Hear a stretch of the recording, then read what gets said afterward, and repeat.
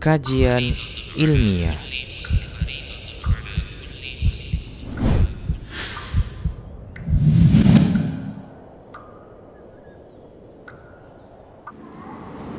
Assalamualaikum warahmatullahi wabarakatuh. Innal hamdalillah nahmaduhu wa nasta'inuhu wa nastaghfiruh wa na'udzu billahi min shururi anfusina wa min sayyiati a'malina. May yahdihillahu fala mudilla lahu wa man yudlil fala hadiya lahu. أشهد أن لا إله إلا الله وحده لا شريك له وأشهد أن محمدا عبده ورسوله. يا أيها الذين آمنوا اتقوا الله حق تقاته ولا تموتن إلا وأنتم مسلمون. يا أيها الناس اتقوا ربكم الذي خلقكم من نفس واحدة وخلق منها زوجها وبث منهما رجالا كثيرا ونساء واتقوا الله الذي تساءلون به والأرحام إن الله كان عليكم رقيبا. يا أيها الذين آمنوا اتقوا الله وقولوا قولا سديدا يصلح لكم أعمالكم ويغفر لكم ذنوبكم ومن يطع الله ورسوله فقد فاز فوزا عظيما. أما بعد فإن أحسن الحديث كتاب الله وخير الهدى هدى محمد صلى الله عليه وآله وسلم وشر الأمور محدثاتها وكل محدثة بدعة وكل بدعة ضلالة وكل ضلالة في النار. معاشر الإخوة والأخوات في الله, kaum muslimin dan muslimat rahimani wa rahimakumullah, ikhwani dan akhwati fillah, alhamdulillah, marilah kita bersyukur kepada Allah Subhanahu wa taala karena pada kesempatan yang baik ini Allah pertemukan kita. Semoga pertemuan ini salah satu di antara amal kebaikan kita akan dicatat oleh Allah sebagai saat dan waktu yang bernilai ibadah bagi kita selama kita ikhlaskan niat-niat kita karena Allah Subhanahu wa taala, datang dan hadir di majlis yang mulia ini, di majlis ilmu, untuk kita nu'minu sa'atan, meningkatkan iman kita sesaat. Ma'asyiral ikhwah wal akhwati fillah, kemudian kami aturkan pula jazakumullah khairan kepada TKM masjid ini yang telah memperkenankan kami untuk mengisi di masjid ini, dan mudah-mudahan sebagai salah satu amal kebaikan bagi semuanya. Amin ya rabbal alamin. Tema pada kesempatan yang baik ini saya ingin mengangkat tentang bagaimana upaya seorang mukmin, seorang beriman, dan bagaimana langkah-langkahnya untuk memperbaiki diri. Mengapa ini penting bagi kita? Karena Allah Subhanahu wa taala berfirman di dalam surat At-Tahrim ayat yang ke-6, ya ayyuhalladzina amanu, wahai orang-orang yang beriman, qu anfusakum wa ahlikum nar. Wahai orang-orang yang beriman, peliharalah diri-diri kalian dan keluarga kalian dari azab api neraka. Yang pertama kali Allah menyebutkan sebelum menyebutkan keluarga adalah diri kita. Peliharalah diri kalian dan keluarga kalian dari azab api neraka. Ini menunjukkan pentingnya seorang itu sebelum dia membina keluarganya, sebelum dia menyelamatkan keluarganya dari azab api neraka, terlebih dahulu dia menyelamatkan dirinya, yang dia sebagai pemimpin dalam rumah tangga, qudwah, contoh teladan dalam keluarganya. Maka di sini pentingnya untuk kita memulai dari diri kita. Ibda binafsika, mulailah dari dirimu. Demikian pula Nabi kita Muhammad SAW bersabda dalam sebuah hadis yang sahih tentang perintah beliau untuk menyelamatkan diri seorang hamba dengan dia menginfakkan walaupun hanya 1 biji kurma. Ittaqun nara walau bisyiqqi tamratin. Lindungilah, peliharalah, jagalah diri kamu sekalian walaupun hanya dengan bersedekah 1 biji kurma. Maka di sini kita juga melihat bahwa Nabi alaihissalam memerintahkan seorang mukmin untuk memelihara dirinya, walaupun dia dengan beramal yang sederhana, amal yang kecil, tetapi jika dia ikhlas kepada Allah Azza wa Jalla, maka bisa jadi 1 biji kurma itu sebagai penyebab dia diselamatkan dari azab Allah Subhanahu wa taala.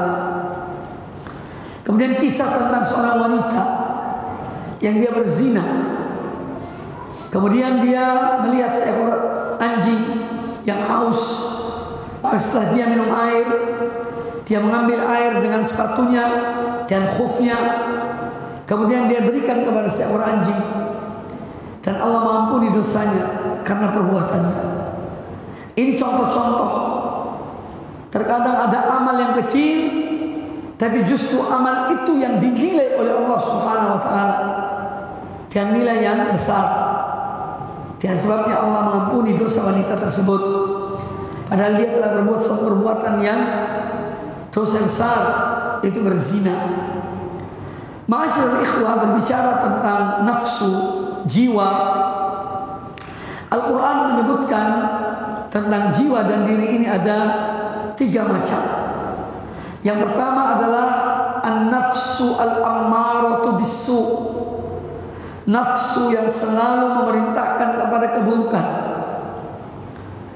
Kemudian yang kedua adalah an-nafsul lawwamah, nafsu yang dia ketika berbuat satu kesalahan, berbuat satu dosa, dia menyesali perbuatannya, dia mencela dirinya. Ini nafsu lawamah, di atas nafsu yang pertama. Kemudian yang ketiga yang paling tinggi derajatnya adalah an-nafsul mutmainnah, jiwa yang tenang, yang Allah menyebutkan tentang mereka dalam Al-Quranul Karim, ya, di dalam surat Al-Fajr, yaitu firman Allah Subhanahu wa taala, ya ayyatuhan nafsul mutmainnah irji'i ila rabbiki radiyatan mardiyah fadkhuli fi ibadi wadkhuli jannati. Wahai jiwa yang tenang, ya ayyatuhan nafsul mutmainnah, irji'i ila rabbiki radiyatan mardiyah, kembalilah kepada Tuhanmu dan penuh keridhaan dan engkau diridhai. Fadkhuli fi ibadi wadkhuli jannati, masuklah dalam golongan hamba-hambaku dan masuklah ke dalam surgaku. Nah, oleh karena itu, seorang yang beriman kepada Allah dan beriman kepada Rasulnya, pada hakikatnya dia telah memiliki satu modal yang besar. Modalnya adalah iman. Ini modal terbesar yang Allah anugerahkan kepada seorang hamba.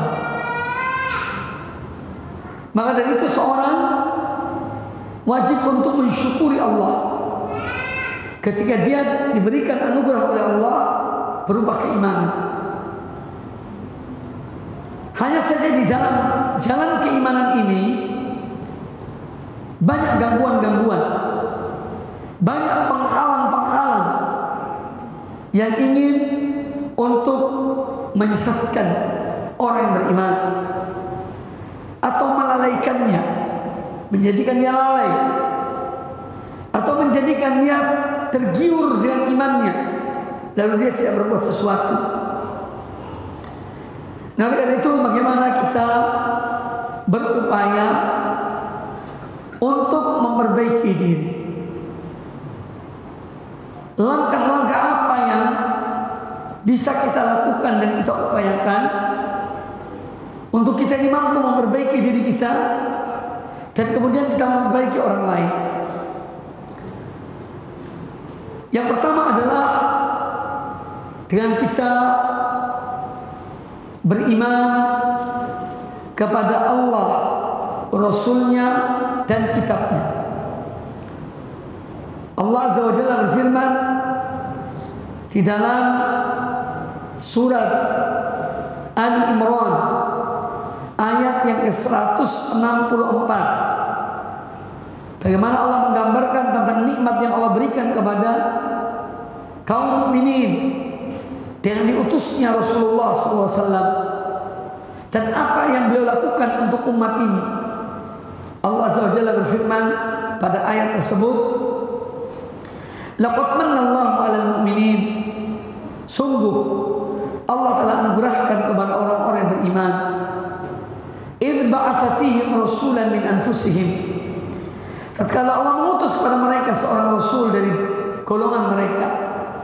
Allah mengutus kepada mereka seorang rasul dari golongan mereka, yang mana rasul ini yatlu alaihim ayatihi, membacakan kepada mereka ayat-ayat Allah, wa yuzakkihim, dan memperbaiki, membersihkan, mensucikan jiwa-jiwa mereka, wa yu'allimuhumul kitaba wal hikmah wa in kanu min qablu la fi dhalalin mubin, dan mengajarkan kepada mereka Al-Quran dan Sunnah padahal mereka sebelumnya berada dalam kesesatan yang nyata.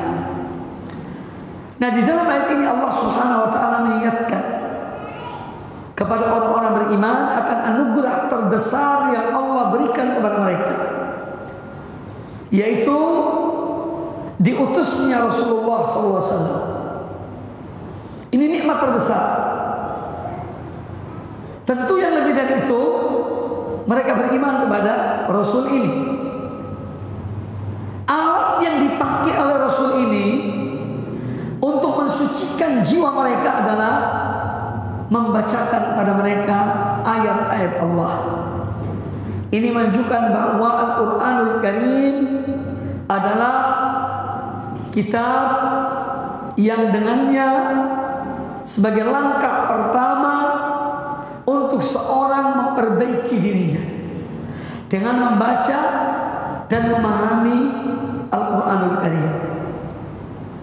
Karena Al-Quranul Karim diturunkan oleh Allah Azza wa Jalla untuk memperbaiki kehidupan manusia, baik secara pribadi, keluarga, ataupun komunitas. Itu hikmah diturunkannya Al-Quranul Karim dalam rangka memperbaiki. Makanya Rasul ini membacakan pada mereka ayat-ayat Allah, yang mana ayat-ayat itu merubah semua perilaku mereka. Kalau sekarang ada istilah yang pernah diangkat, revolusi mental, tidak ada yang lebih dari Islam dalam merubah mental manusia. Dari satu golongan manusia yang mereka musyrik pada Allah Ta'ala, mereka jauh dari Allah Ta'ala, ya, kemudian Allah turunkan Al-Quranul Karim lalu merubah mereka dari semua sisi. Akidah mereka, ibadah mereka, akhlak mereka, moral mereka. Maka tidak ada yang lebih dari Islam dengan Al-Qurannya dan dengan Rasulnya Nabi kita Muhammad SAW dalam hal merubah mental manusia, sehingga mereka menjadi manusia generasi yang terbaik, ya, generasi yang terbaik. Sebagaimana disabdakan oleh Nabi sallallahu alaihi wasallam, khairun nasi qarni, thumma alladhina yalunahum, thumma alladhina yalunahum. Sebaik-baik manusia adalah generasi aku, yaitu para sahabat. Kemudian yang datang sesudah mereka para tabi'in. Kemudian yang datang sesudah mereka para tabi'ut tabi'in. 3 generasi terbaik umat manusia. Itu adalah setelah terwujud setelah diutusnya Rasulullah SAW yang membacakan kepada mereka, yaitu kitab Allah, yatlu alaihim ayatihi. Ya. Setelah beliau membacakan ayat-ayat Allah pada mereka, wa yuzakkihim, dan membersihkan jiwa mereka, dan membersihkan hati mereka, jiwa-jiwa mereka dibersihkan betul oleh Allah Ta'ala. Dengan apa? Ayat-ayat Al-Quran ini. Wa yu'allimuhumul kitab wal hikmah, dan Rasul itu mengajarkan kepada mereka Alkitab, yaitu Al-Quranul Karim, dan Al-Hikmah, yaitu sunnah Rasulullah SAW. Padahal mereka sebelumnya adalah dalam kesesatan yang nyata. Maka yang dapat merubah seseorang pertama kali adalah imannya kepada Allah, imannya kepada Rasulullah, yaitu Nabi kita Muhammad sallallahu alaihi wasallam. Kemudian yang ketiga adalah imannya kepada Al-Quranul Karim. Kitab yang berfungsi sebagai yang merubah jiwa hamba-hamba Allah ini, tentu yang dimaksud adalah yaitu yang dibaca dengan dipahami. Kalau sekedar membaca dan tidak dipahami, maka sulit untuk kita bayangkan ada sesuatu yang dibaca tapi tidak dipahami namun merubah perilaku. Nah, di sini pentingnya kita ini harus mempunyai waktu untuk membaca Al-Quranul Karim dan memahami kandungannya. Karena dia adalah kitab petunjuk. Yang namanya petunjuk itu kalau dibaca ya harus dipahami. Kalau tidak dipahami, bagaimana dia bisa menunjuki kita? Sekarang kita beli alat, satu alat yang menggunakan bahasa Inggris misalnya. Alat ini alat modern. Itu tentu untuk kita bisa menggunakan alat ini dan bermanfaat secara maksimal alat ini, harus kita baca petunjuknya. Dia akan menunjuki bagaimana penggunaannya, bagaimana perawatannya. Makanya di dalam Al-Quranul Karim semua permasalahan ada. Permasalahan akidah, permasalahan ibadah, permasalahan hukum, permasalahan akhlak, permasalahan moral, semua ada. Dan sebetulnya pelaku-pelaku yang ada dalam Al-Quranul Karim atau yang terjadi di zaman kita atau sepanjang zaman itu ada dalam Al-Quranul Karim. Hanya pelakunya berbeda, namun kasus-kasusnya tidak jauh berbeda. Kasus-kasusnya rasa sama, namun pelakunya berbeda. Ma'asyiral ikhwah rahimani wa rahimakumullah. Jadi langkah yang pertama adalah keyakinan kita kepada Allah, kepada Rasulnya, dan kepada Al-Quranul Karim. Kemudian yang kedua, dalam upaya memperbaiki diri harus ada kemauan dalam diri kita. Harus ada kemauan. Kalau seorang tidak memiliki kemauan untuk memperbaiki dirinya, maka tidak akan baik dirinya. Jadi kemauan ini adalah hal yang sangat penting dalam diri seorang. Bukankah kemauan itu ya menjadikan seorang bisa berbuat apa saja demi tercapai kemauannya, bahkan dalam perbuatan-perbuatan yang jelek. Seorang pencuri karena kemauan kerasnya untuk mencuri, maka dia berbuat apa saja untuk mendapatkan apa yang diinginkannya. Itu dalam contoh-contoh yang jelek. Nah, bagaimana seorang yang ingin mendapatkan ridho Allah, ingin memperbaiki dirinya, ingin merubah perilakunya, kalau dia tidak punya kemauan?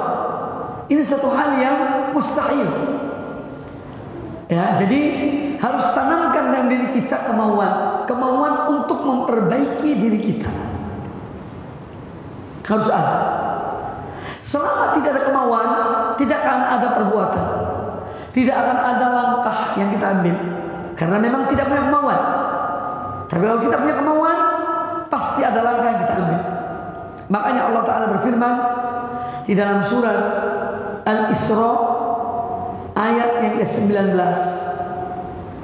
"Wa man aradal akhirata wa sa'a laha sa'yaha wa huwa mu'minun fa ulaika kana sa'yuhum mashkura." Dan barang siapa yang menghendaki kehidupan akhirat, jadi dia punya keinginan untuk mendapatkan akhirat. Wa man arada, al-irada itu kemauan. Al-irada ada kemauan dalam dirinya. Wa man arada al-akhirata, dan barang siapa menghendaki akhirat, wa man arada al-akhirata wa sa'alaha sa'yaha, setelah irada ini kemudian dia berupaya, karena irada itu menimbulkan upaya. Wa sa'alaha sa'yaha, dan dia berupaya maksimal untuk mendapatkan akhirat itu.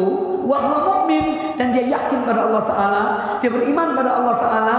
Fa ulaika kana sa'yuhum mashkura, maka itulah orang-orang yang upaya mereka akan dibalas oleh Allah Ta'ala. Jadi langkah yang berikutnya adalah kemauan dalam diri kita. Pedoman sudah ada, Al-Quranul Karim, iman pada Allah sudah, iman pada Rasulnya sudah. Sekarang dari faktor kita, ada kemauan atau tidak? Ingat, kemauan ini penting. Tapi kemauan itu, kalau dari seseorang pribadi dan mengandalkan dirinya, dia tidak akan mampu. Makanya harus ada faktor yang lain, faktor eksternal, yaitu pertolongan dari Allah Subhanahu wa Ta'ala. Ya, faktor dalam langkah yang ketiga adalah memohon pertolongan kepada Allah Subhanahu wa Ta'ala. Kalau kita hanya punya iradah, kemauan, tetapi tidak ditolong oleh Allah Ta'ala, maka seorang tidak akan bisa. Ya. Wa ma tasyauna illa an yasha Allah. Ya. Dan tidaklah kalian menghendaki kecuali kalau dikehendaki oleh Allah. Maka di sini harus ada permohonan pertolongan kepada Allah Zat yang Maha Kuat. Dan ini makna apa yang kita baca setiap hari dalam rokaat solat kita. Iyyaka na'budu wa iyyaka nasta'in. Hanya kepada Engkau ya Allah kami beribadah, dan hanya kepada Engkau ya Allah kami memohon pertolongan. Tanpa pertolongan Allah, seorang tidak akan bisa beribadah pada Allah. Ya, tanpa taufik dari Allah, pertolongan dari Allah, kekuatan dari Allah, seorang tidak akan mampu untuk beribadah pada Allah Ta'ala. Makanya ketika dalam sebuah perjalanan,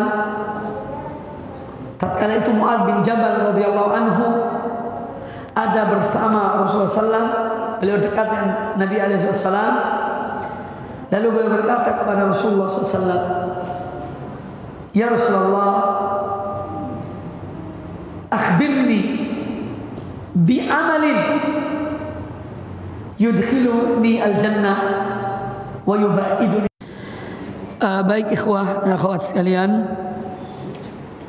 jadi langkah yang berikutnya adalah dengan kita memperbaiki hati. Ya. Karena tolak ukur dari kebaikan seorang itu dilihat dari hatinya sebelum yang lainnya. Sebagaimana yang sudah saya sampaikan tadi dari perkataan Abdullah bin Mas'ud radhiyallahu anhu, bahwa Allah melihat, Allah mencermati hati para hambanya, dan Allah dapati, Allah jumpai hati Muhammad yang terbaik. Makanya Allah memilih beliau sebagai Rasulnya. Kemudian Allah mencermati hati manusia, makhluk hamba-hamba yang lainnya setelah hati Muhammad. Maka Allah menjumpai hati para sahabatnya yang terbaik setelah hati Muhammad. Maka Allah kemudian memilih mereka sebagai pembantu Nabi dan Rasulnya, yaitu Nabi kita Muhammad sallallahu alaihi wasallam. Nah, ketika seorang selalu memperbaiki dan mengawasi hatinya, maka dari hati itu tadi, sebagaimana disebutkan dalam hadis, apabila hati ini baik maka semua anggota badannya baik, dan apabila buruk maka semua akan buruk. Di sini pentingnya seorang mengawali setelah dia memeriksa hatinya, memperbaiki hatinya, yaitu dia wujudkan hati yang baik itu dalam bentuk amal perbuatan dari anggota badannya, dari ucapannya, dari perbuatan-perbuatannya, ya, sehingga tertanam dalam dirinya bahwa semua ucapannya, dan dia yakini bahwa setiap ucapannya adalah dicatat oleh para malaikat. Ma yalfidhu min qawlin illa ladaihi raqibun atid. Sebagaimana Allah sebutkan dalam surat Qaf ayat ke-19. Tidaklah setiap ucapan, satu kalimat yang keluar dari lisannya melainkan dicatat oleh dua malaikat pengawas, ya. Sehingga dia pun berhati-hati dalam berbicara. Demikian pula amal perbuatannya, pandangannya, pendengarannya, telinganya, kakinya, tangannya. Dari hati yang bersih tadi itu akan muncul dengan sendirinya perbuatan-perbuatan yang baik. Karena hati yang sahih, hati yang bersih, hati yang baik, itu tiada lain keinginannya kecuali Allah Subhanahu wa taala. Kecuali Allah Subhanahu wa taala. Ya. Hati yang betul-betul bersih, yang betul-betul sehat, yang betul-betul baik, tidak ada tujuannya di dunia ini selain mengabdi kepada Allah Subhanahu wa taala. Itu hati yang benar. Nah, kita bisa memeriksa tentang hati kita, sejauh mana kecintaan kita kepada Allah, kecintaan kita dalam beribadah pada Allah Ta'ala, sejauh mana masing-masing bisa mengukur dan dia bisa memperbaikinya, ya. Oleh karena itu benar apa yang dikatakan oleh Abdullah bin Mas'ud radhiyallahu anhu. Kata Abdullah bin Mas'ud radhiyallahu anhu, "Lau tahurat qulubukum ma syabi'at min kalami rabbikum." Seandainya hati-hati kalian itu benar-benar bersih, maka dia tidak akan kenyang, tidak akan puas dengan kalam ilahi, dengan kalamullah. Dia akan cinta pada Al-Quranul Karim, dia akan rindu pada Al-Quranul Karim, karena dia cinta pada Allah Subhanahu wa ta'ala. Nah, kemudian langkah berikutnya setelah kita memperbaiki hati kita dan selalu memeriksa, selalu mengoreksi, menjaga hati ini, kemudian kita muraqabatullah. Langkah berikutnya seorang harus menanamkan muraqabatullah, merasa terawasi oleh Allah Subhanahu wa taala, ya. Makanya Nabi alaihi salatu wasallam pernah berkata dalam nasihatnya kepada Abdullah bin Abbas radhiyallahu anhuma, kata beliau, "Ya gulam, ihfazillah yahfazka." Wahai anak muda, jagalah Allah, niscaya Allah akan menjagamu. Akan timbul dengan sendirinya dari hati yang bersih tadi itu muraqabatullah. Dia akan menjaga, dia akan menanamkan dalam dirinya muraqabatullah, bahwa Allah mengawasinya, Allah memantaunya. Kalau kita sekarang ini lebih takut CCTV daripada Allah Subhanahu wa taala. Kalau berjalan di satu tempat ada CCTV-nya, kita hati-hati, langkah-langkah kita diatur, ya. Melirik kiri, melirik kanan di ini, karena apa? Ada CCTV. Lalu kita lupa bahwa ada Allah Subhanahu wa taala yang melihat setiap gerak-gerik kita, yang mengetahui apa detik jantung kita, denyut jantung kita, yang mengetahui apa yang terlintas dalam benak kita, yang mengetahui apa dalam hati kita. Kita lupa. Terkadang kita lebih takut pada CCTV daripada Allah Subhanahu wa taala yang dia Maha mengetahui segala sesuatu. Maka muraqabatullah penting untuk memperbaiki diri seorang. Selalu merasa terawasi, dipantau oleh Allah Subhanahu wa taala. Orang yang demikian keadaannya, maka akan menjadikan dia sebagai orang yang selalu berbuat baik. Karena dia melihat bahwa dia selalu dilihat oleh Allah Subhanahu wa taala. Inilah yang mungkin kita atau sebagian orang tidak memilikinya, atau kadang-kadang muncul, kadang-kadang hilang. Ya, makanya ketika memberikan definisi tentang al-ihsan, apa itu ihsan? Karena derajat orang mukmin, orang muslim ada 3: muslim, mukmin, muhsin. Al-Islam, al-iman, kemudian al-ihsan. Ini yang ditanya oleh Jibril kepada Nabi sallallahu alaihi wasallam. Tentang apa itu Islam? Dijawab oleh Nabi sallallahu alaihi wasallam menyebutkan 5 rukun Islam. Amalan-amalan yang tampak: 2 kalimat syahadat, puasa, salat, zakat, puasa, dan ibadah haji. Kemudian ditanya tentang apa itu iman. Beliau menyebutkan 6 rukun iman. Ini kaitan dengan hati. Iman pada Allah, iman pada para malaikatnya, iman pada para rasulnya, iman pada kitab-kitabnya, iman kepada hari akhir, hari kiamat, dan iman kepada takdir Allah yang baik maupun yang buruk. Kemudian beliau ditanya tentang al-ihsan. Akhbirni anil ihsan, beritahukan aku wahai Muhammad, apakah ihsan itu? Kata Nabi alaihi salatu wassalam, al-ihsan an ta'budallaha ka'annaka tarah. Engkau beribadah menyembah Allah seakan-akan engkau melihat Allah. Fa in lam takun tarahu fa innahu yarak. Kalaupun engkau tidak melihat Allah, engkau yakini bahwa Allah melihatmu. Ya. Jadi sini pentingnya muraqabatullah, akan memperbaiki seseorang dimanapun dia berada, ketika sendirian, ketika di tengah keramaian. Dia akan menjaga hatinya, menjaga pandangannya, menjaga pendengarannya, karena dia tahu bahwa Allah selalu memantau semua apa yang dia lakukan. Makanya derajat ihsan itu derajat paling tinggi dalam tingkatan agama ini. Orang-orang yang ini kaum muslimin, yang paling tinggi adalah derajat ihsan. Ketika seorang beribadah hanya untuk Allah semata, dia tidak peduli kepada siapapun. Ya, yang dia peduli adalah hanya pada Allah Subhanahu wa taala. Sehingga apapun yang dia lakukan, selama itu benar, selama itu hak, maka tidak ada yang dia takuti.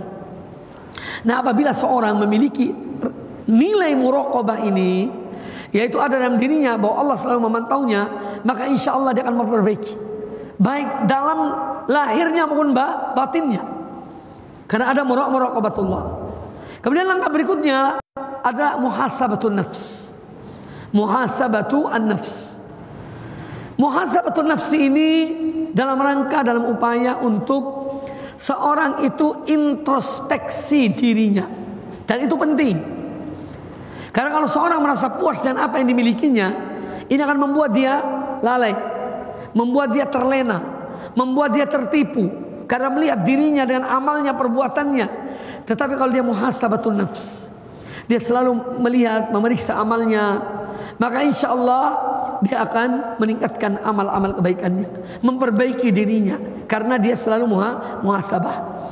Muhasabah itu kalau bahasa sekarang ini mungkin bisa dikatakan dengan selalu evaluasi.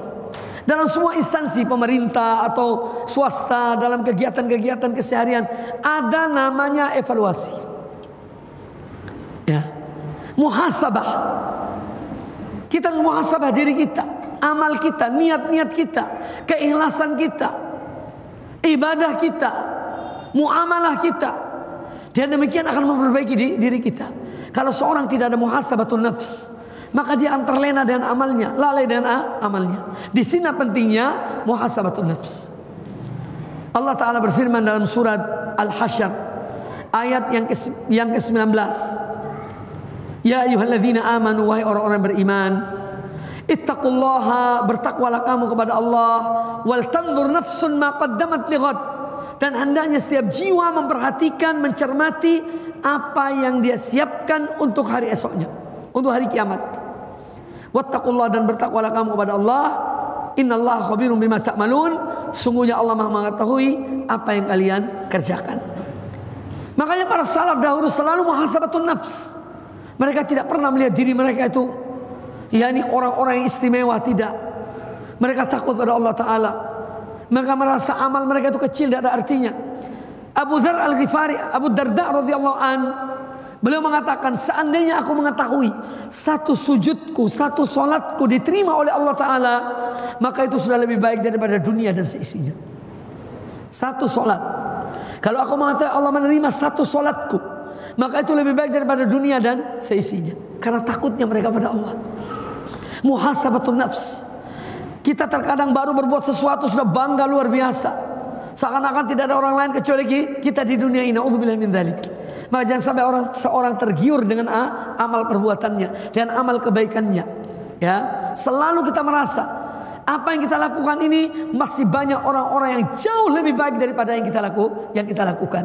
Dan demikian akan menghilangkan takabur dalam diri seorang, keangkuhan dalam dirinya, ujub dalam dirinya, kagum dalam dirinya, karena dia menilai banyak orang yang lebih baik daripada aku. Tetapi ketika seorang melihat dirinya paling baik, situlah muncul ujub dalam dirinya, muncul kibir, keangkuhan dalam dirinya, karena dia melihat dirinya paling baik. Ya. Maka ini semua kaitan dengan amalan hati. Baik, ikhwani fillah rahimani wa rahimakumullah. Cukup ya. Saya kira mudah-mudahan apa yang disampaikan bermanfaat bagi kita semuanya, dan semoga pertemuan ini pertemuan yang dinilai oleh Allah Subhanahu wa taala sebagai satu amal soleh, amal kebaikan bagi kita semuanya, dan semoga dicatat oleh para malaikat untuk sebagai pemberat timbangan amal kita. Ya, dan terakhir, kita jangan lupa dalam upaya memperbaiki diri kita selalu berdoa pada Allah Ta'ala, mohon pada Allah agar Allah yang memperbaiki diri kita, menjaga diri kita. Di antara doa yang disebutkan oleh Nabi SAW, Allahumma ati nafsi taqwaha, ya Allah berikanlah pada diriku ini akan ketakwaannya, wa zakkiha anta khairu man zakkaha, dan sucikanlah, bersihkanlah hatiku, jiwaku ini, karena engkau sebaik-baik yang membersih jiwa itu. Itu sebaik-baiknya adalah Allah Subhanahu wa taala, dan doa-doa yang lainnya mohon pada Allah Subhanahu wa taala. Demikian, mudah-mudahan bermanfaat bagi kita semuanya. Lebih kurangnya saya mohon maaf. Aku qauli hadza wa jazakumullahu khairan. Subhanakallahumma bihamdika asyhadu an la ilaha illa anta astaghfiruka wa atubu ilaik. Wa sallallahu wasallam wa baraka ala nabiyyina wa ala alihi washabihi ajma'in. Wassalamualaikum warahmatullahi wabarakatuh.